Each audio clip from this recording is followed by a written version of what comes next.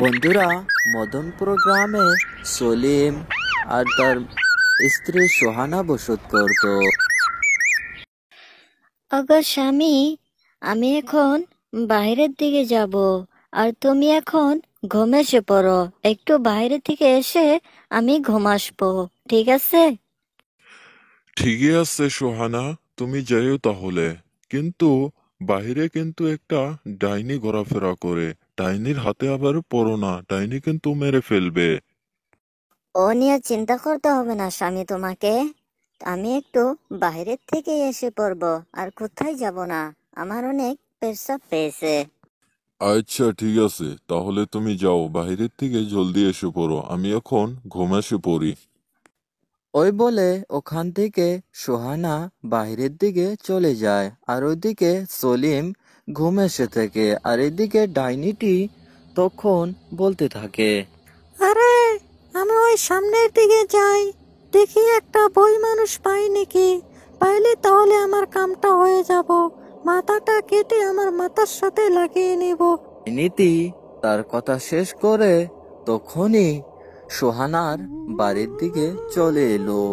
আরো ডাইনিটি তখন আরো ওই দিক থেকে সোহানা হুট করে বাহিরে এসে পড়লো। বাহিরে এসে দেখে যে ডাইনি তার ঘরের সামনে রইছে।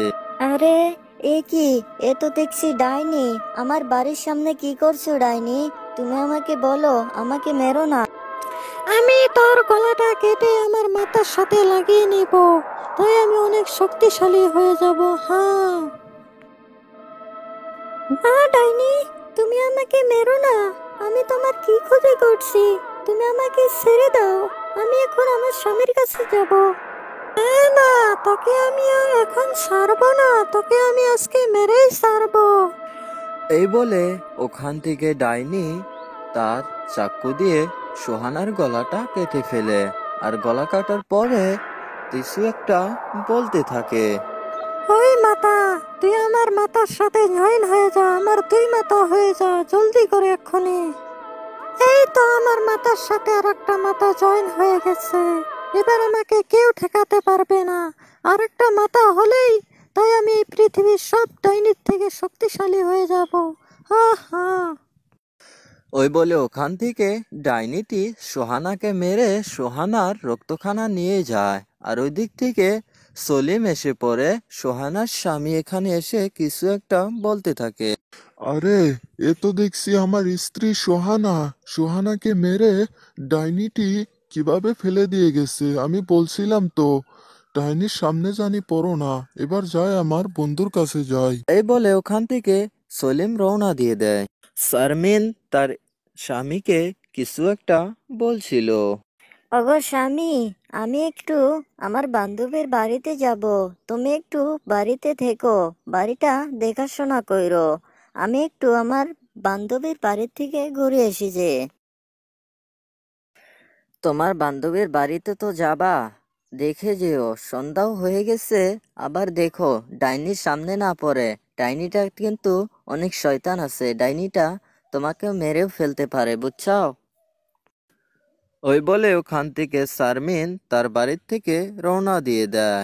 আর এদিকে রাতুল মনে মনে ভাবতে থাকে, ওই সেই ডাইনিটি শারমিনের বাড়ির সামনে এসে বসে থেকে কি একটা বলছিল। এই বাড়িতে তো একটা বই মানুষ আছে। বাইরে আসলেই তাকেও আমি মেরে আমার গলার সাথে নিয়ে নেব। এই ছেড়ে, তুই কোথায় যাস? শারমিন গলার আওয়াজ শুনে এদিকে ঘুরে দেখে যে ডাইনি।